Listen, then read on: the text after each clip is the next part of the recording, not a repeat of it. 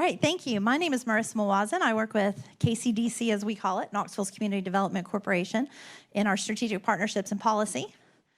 And I'm a social worker with the Community Action Committee in Knoxville, Knox County, Tennessee. And at my heart, I am truly a social worker who believes in community action. We are one of 20 in the state of Tennessee and part of a national partnership network of over 1,000 community action committees. And if you're not familiar with KCDC, we are the housing authority for Knoxville and Knox County. So combined, our two agencies have over 140 years of experience of working within the low-income community and with low-income residents. So our vision is to transform the delivery of existing government services in a way that meet people where they are, walks through their needs with them, and then provides the directed resources to help elevate individuals. Our proposal is unique in the fact that we're not creating a new system that in the long run could be unsustainable. We propose that changing how those systems, current systems, intersect with low-income populations is the true way to end generational poverty. We're proposing a paradigm shift based on what we have heard from our residents and our partner stakeholders. Over the past year, we've spent time conducting a needs assessment in all KCDC properties and finding out what low-income individuals want, need, and is missing. And so we've used that to inform, as well as all of the data we collected during the preliminary phase. Understanding where people are now, meeting them there, and walking with them, and not creating another system for them to navigate, and introducing unfamiliar people to engage with is key for our success. We are strengthening the community that already exists, which is what we heard loud and clear through the planning process. Systems are currently designed to disrupt and force others to migrate to where the agency wants to create community. It makes individuals leave the community where they have comfort and go to where the agency, typically in multiple different locations, wants to serve them. The community exists. There is community now. And if we want to help and to truly help, the resources should come to Ben and build up from where individuals are at. Our pilot is focused on moving the needle of generational poverty and documenting how other cities can replicate it using agencies that are already in place, thus sustainable. There's 4 things, and some of them are highlighted on this slide, that we really think are those pivotal pieces. There are invisible barriers and walls that exist to accessing public services. If you think through our needs assessment, we learned 37.4% of low-income residents in public housing don't have internet access. And another 18.6% only have access on a cell phone. So we can't put internet surveys out there. Our surveys we did, we mailed one and went to every household. We had over 30% response rate, but in something we'll talk about with our resident ambassador program, those properties had over an 80% response rate in survey response. 50% of families living in public housing do not have cars. So if you have to use the bus to access services, to take a child to daycare, to get to education, to get to a job, and then to get to supportive services, by the time you have transit times, your time is gone. There's not enough hours in the day for you to be able to accomplish that and work an 8-hour job.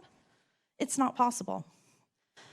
Number 2, the perception that change isn't possible, whether it's real or perceived. The ideas that change cannot happen are barriers to progress. We have generations living in public housing. We have sites that 3 and 4 generations live in housing. They don't know what change is. They haven't seen someone model the behavior that we want folks to be. You don't seek out services if you're not confident of the change. So we need to bring the resources to them. They are not going to seek them out if they don't know they exist. And that's where we use community navigators and resident ambassadors. Third, the fear of the benefits gap. I know you've all heard about it, and it's real and relevant over the past 2 days. This department with TANF already has programs in place with transitional cash assistance and diversion payments, but other agencies haven't caught up. And so our proposal suggests benefits gap assistant where those other agencies have fallen. And fourth, acknowledging and addressing contributing factors. Part of our proposal brings services to the site to acknowledge the fact that you can't walk into a community and assume the only barrier is workforce development. There are other contributing factors. There are mental health issues. There are substance abuse issues. There are food needs. If you are hungry and you don't have fresh food, you're not going to go to work. There are barriers we have to get over, and physical health as well. Go ahead. So we're proposing a Foresight model, and we're doing this because we want to create replicability. We have 4 unique sites that we've chosen that are public housing sites within Knoxville. And they are First Creek at Austin, Northridge Crossing, Montgomery Village, and Western Heights. You can see the statistics here. The average annual income is between $8,000 and $15,000. Residents, over 40%, almost 50% are children on those sites. The majority are single-parent female households. And then the breakdown, very few of our elderly residents are at those sites. We have dedicated elderly and disabled properties as well. These are 4 unique sites, and although they are all in the same city, they all have unique pieces about them. Northridge Crossing is completely surrounded by interstate, and you cannot walk to any services. There is nothing nearby.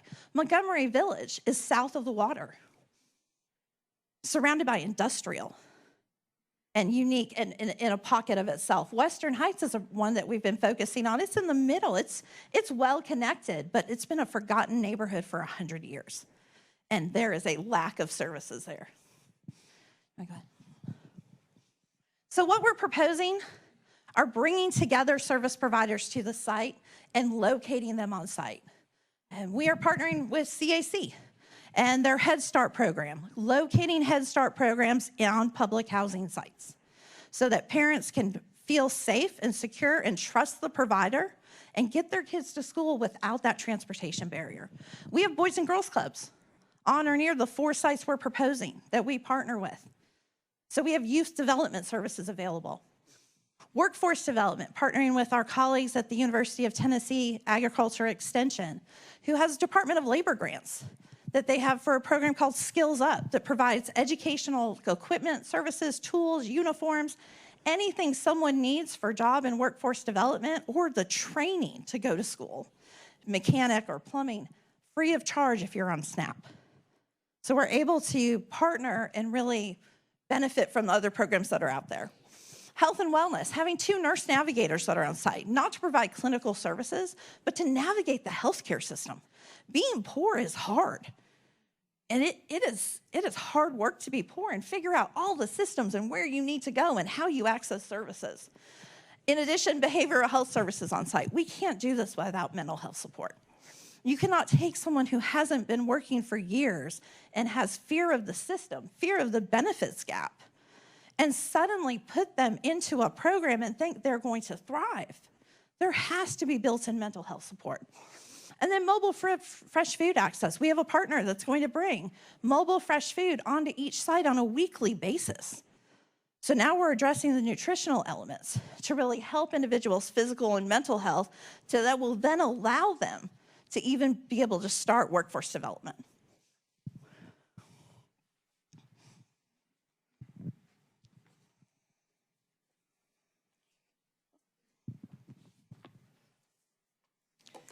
Throughout the Parenting to Prosper proposal, we align with TANF and the Tennessee Department of Human Services outcomes. In essence, we are creating a scalable collective impact in areas of concentrated generational poverty that focuses on sustainable family financial stability, that builds on the leadership capacity within those communities, and engages the whole family through 2-gen family-focused case management. I've got the clicker. Throughout the planning process, we've garnered key partners to drive the Parenting to Prosper efforts. These backbone partners will continue to build on and enhance native neighborhood resources that will, again, build on that leadership capacity that's already in those neighborhoods to create a long-term community that is benefiting those neighbors and residents that live there. CAC provides the 2-gen case management model. As Marissa mentioned, UT does the Skills Up, the employment piece. The Dream Center will bring in the mobile meals or the mobile food pantry. And the university brings in multiple components of those nursing navigators, early intervention specialists to create an early childhood education cooperative for those families that may not want to access Head Start, may not be eligible for Head Start, and that will be for those that may give in-home care or provide care to family. Also, the psychiatric unit of the University of Tennessee would provide on-site behavioral health, and we have another group within the University of Tennessee providing collaborative communication. And what that truly is listening to the residents and the neighbors and the partners that already are living in those communities and helping them understand the network of services that are there and provide input into future programming and to create a strategic plan for their communities and future sustainability.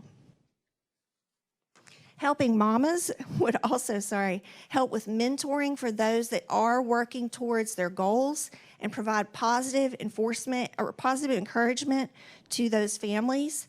And the Boys and Girls Club would provide the youth development. So at CAC, we've been providing 2-gen services through our Resilient Families program for several years.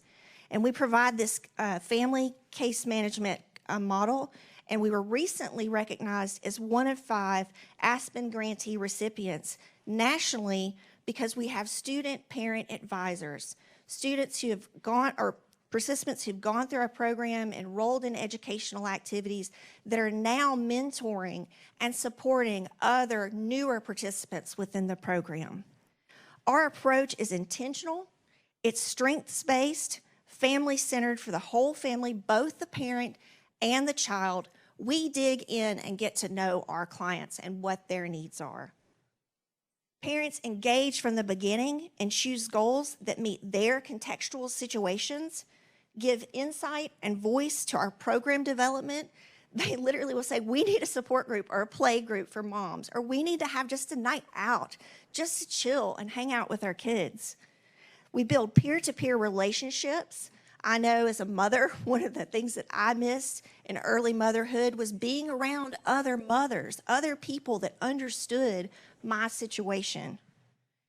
And we want to help them learn how to enhance their parenting and learn, nurture their children in more intensive ways, to move from the tyranny of the moment to from surviving to thriving, and ending that cycle of trauma towards a healing and long-term physical, mental, financial, and family health.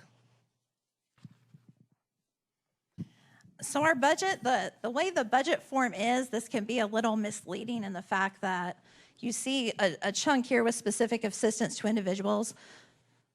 Over $6 million, and actually over half of our grant is direct assistance to individuals. It just happens to pass through our partner agencies to get to the individuals. So direct services and then direct supports through that case management is going to the families that are involved. Why the sustainability piece?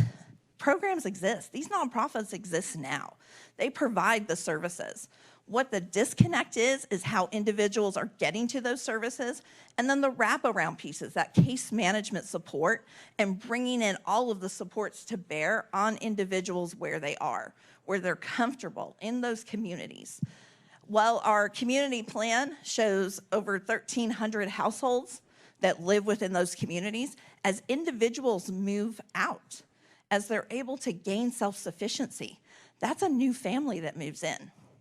So what we're talking in is 1,300 doors. And ideally, families will move through those doors on a pathway to self-sufficiency, and new families can enter that pipeline. CAC brings neighborhood centers. So not only located on these sites, there's also neighborhood centers in Knoxville that families who have moved on through self-sufficiency will always have as a point of contact to be able to come back and access services again. So our opportunity pilot is allowing us to try a new and innovative approach. This funding would allow us to try a model that hasn't been done. It's been done in transitional housing. It's been done in permanent supportive housing when we're looking at substance abuse and mental health. but it hasn't been done in family self-sufficiency. And we know it works in those other two areas, so why are we not trying this? And we know that if successful, if we're able to produce results, agency funding is going to follow. Because agencies want their grantees and their nonprofits, and nonprofit agencies want to be successful. We want to help people. So if we're able to show through success, which we know we can through this funding, we're hoping that it would be something that will replicate across the nation.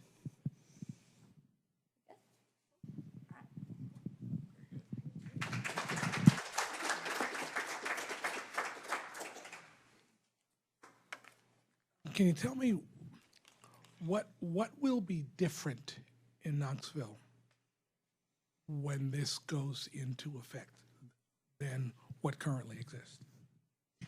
Currently, for a family to access services, they have to know the services are there. They have to then seek out those services on their own, often with the transportation barrier. What we're proposing to do is reduce that invisible wall. Take the invisible wall and the assumption that because a service exists, everybody's going to come to it. Put it on site, work with families where they're at. We're adding resident ambassadors. So we've added that to one site recently in the past year as a trial run to see, and we've seen huge response. Families are coming out, they're engaging with each other. They see peers who are starting to be successful. And having that model has been tremendous. Our needs assessment, we have a 30.1% response rate across all properties. The property where we have resident ambassadors, where we're starting to put some of this in where we're able to on a limited scale, is 80% response rate. And those families are coming out. We're doing community resource fairs on site. We've brought community partners to talk with agencies and talk with residents. They're coming out to them, but then it ends. We want to build that connection.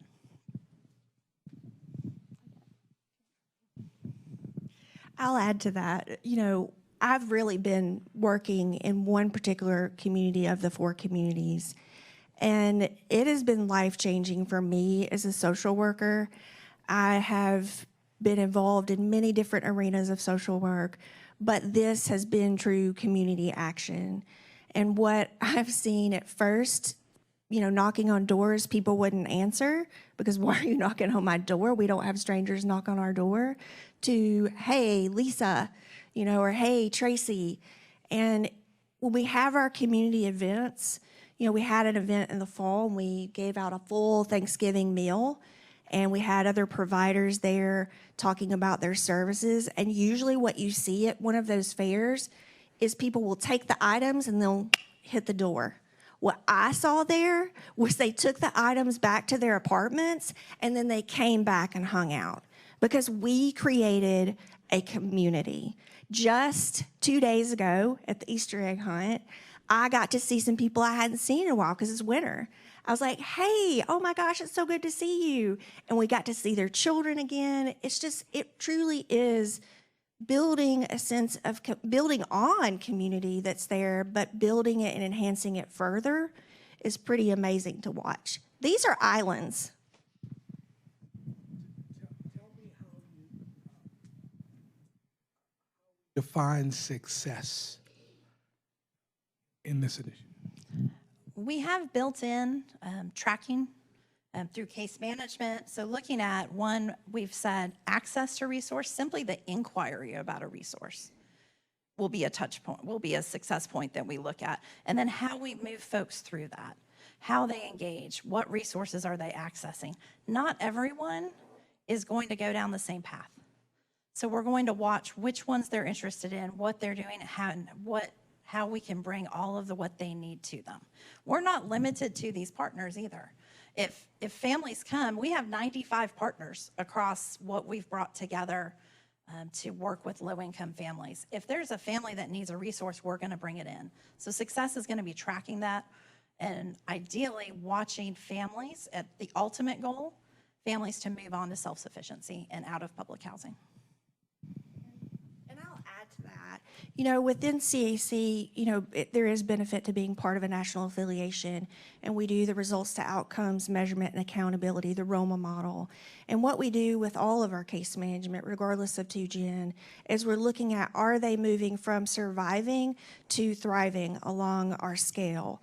We're also, you know, sitting down and reviewing our logic model, our family goals with those individuals as we work with them. And we'll be looking at, okay, are you just simply, you know, maintaining what you've got, or by how much are you gaining?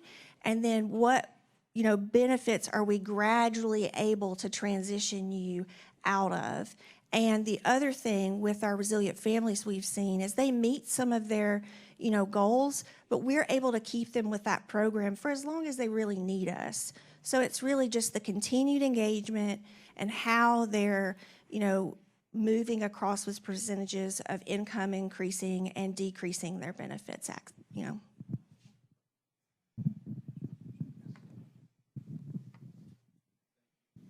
So much, doing a great job. Tell me, we had the pie charts up, the budget, and I'm always the one who asks about budgets. Tell me a little bit about the investment that you foresee in this plan. Tell me where we're investing in the recipients and how we're getting them off of public assistance. So tell me the investments there, please. Yeah. So a large chunk of the investment is the benefits gap filler, is providing.